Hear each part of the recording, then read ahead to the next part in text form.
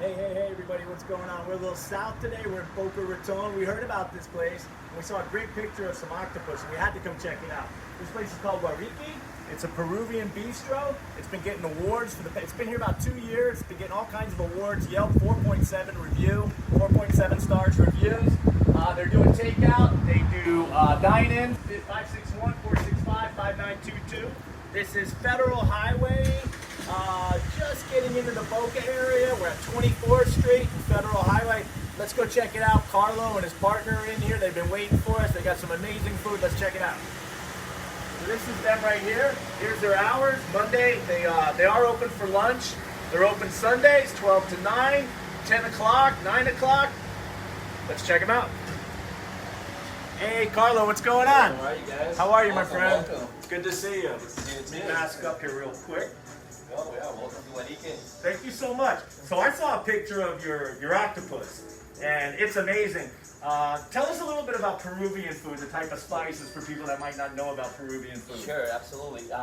Peruvian food has been trending lately for a couple of years now, and actually it's been named for 8 years in a row best culinary destination in the world. Okay. And so slowly it's getting there out there with all the other ethnic.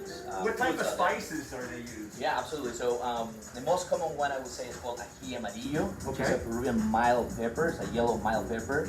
And because it's not that spicy, it has a little bit of sweetness to it. It's used in a lot of dishes. So if you read a Peruvian menu, you will see ají amarillo in a lot of them. Okay. But don't be afraid because it's not a spicy thing. Not a spicy Yeah, but it gives a lot of flavor to the food. And so besides the peppers, we have a lot of different peppers, and they go obviously up in the spiciness. And for example, the ceviches, when you order a ceviche, we ask you how spicy you like it. And we can make it not spicy, mild, medium, hot. So you can dial it up or dial it down by how the customer prefers it. So let's get into some of this food. This is the pulpo, right? Yes, absolutely. We call it pulpo al olivo. Olivo are the black olives, so we use Peruvian black olives to make these, and it's mixed with our own mayonnaise. We make everything from scratch here, and then we make our mayonnaise, and it's mixed with this blend with Peruvian black olives. And then the octopus is... So that's what gives it the color, the black olives? Exactly. Nice, nice. And then, so the octopus is boiled before, and then it's quickly seared just to give it a little bit of crispiness on the outside. Yes. And this is our style of serving this dish. You know, the different restaurants have different ways to serve it. It's gorgeous. This is our take on it. And you get a couple of crostinis with that to go with it. Yep. And tell us about the ceviche, because there's different types of ceviche, right? Absolutely. And this is Peruvian ceviche. This is Peruvian ceviche, absolutely. We use mahi for our ceviches. Uh-huh. And then you can, besides, this is the regular white fish ceviche or mahi ceviche. We also have a mixed ceviche when you get seafood and fish, and then a couple variations when you can add crispy calamari on top of this. And this is very classic. This is as classic as it gets a ceviche. There's fusions out there with Peruvian and other stuff, but this is as classic as it gets. And ceviches, the most popular we like to think is Peruvian is the one from from Peru. Even the word ceviche, there's historians that study where the origin of the word is, and it dates back to the native Peruvians, where they would just get the fresh fish out of the ocean, just cook it with salt, and that's it. Lime was later introduced when the Spaniards came to Peru, but because limes are not original from Peru. But at the beginning, it was salt and fish. And what is that with there? The corn? Yes, absolutely. So Peru has at least 50 different types of corn. Right. Only in this restaurant, we use about 4 of them. There's 2 of them here. One is called choclo, which is the big corn, and the other one is called chulpe corn. And then we toast it to give a little crispiness also to the dish. And and then next up, And then what do we got here? We got some for the meat lovers out there, people that like meat. These are gorgeous looking dishes. Yeah, absolutely. This is my favorite dish in the world, actually. And if you're not familiar with Peruvian food, this is the easiest way to get into it. This is a good entry level meal. Absolutely. Yeah, it's because everything is recognizable. You see meat, you see tomatoes, you see onions. We got French fries and rice. The sauce is made with oyster sauce, soy sauce, a little bit of vinegar, and then it is a wok stir-fried dish. And it's a very good example of how Peruvian cuisine is influenced by other cuisines in the world. Cantonese cuisine was main influence in Peru, as in that fusion of. See, that's what I love so much about food and cuisine. Like you're talking about now, it's cultural. Yep. You know what I mean? The people that come, you pull from them and they take from you, and so you've got a classic dish here, but it's got Asian influence to it. Exactly. It's incredible. And this is a stir fry, right? It's a stir fry too. Yeah, this is Peruvian fried rice. You know, a lot of people says that New York has the best fried rice, right? Out of China, obviously. You know, we like to think that Peru has it. Actually, there's a name for Chinese food in Peru. It's called chifa, and this specific dish is called chaufa, arroz chaufa. Arroz chaufa. Yeah, and again, like Cantonese, some people came to Peru. They brought the wok with them. They brought the soy sauce, and it stayed in Peru.